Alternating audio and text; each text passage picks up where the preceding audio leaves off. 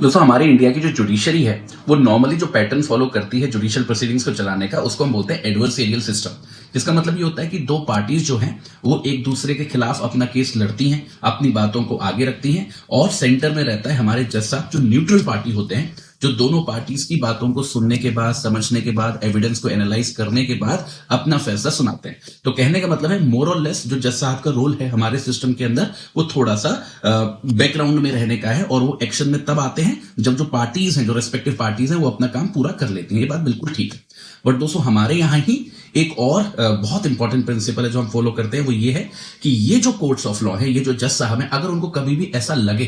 कि कभी भी किसी भी परिस्थिति में उनके इंटरवेंशन की जरूरत है, भले ही किसी भी पर्टिकुलर पार्टी ने उन्हें अप्रोच ना किया हो, कोई सूट फाइल ना किया हो, कोई केस फाइल ना किया हो, कोई एप्लीकेशन फाइल ना हुई हो, पर फिर भी उन्हें ऐसा लगता है कि उनको इंटरवीन करना चाहिए, किसी और कदम उठाना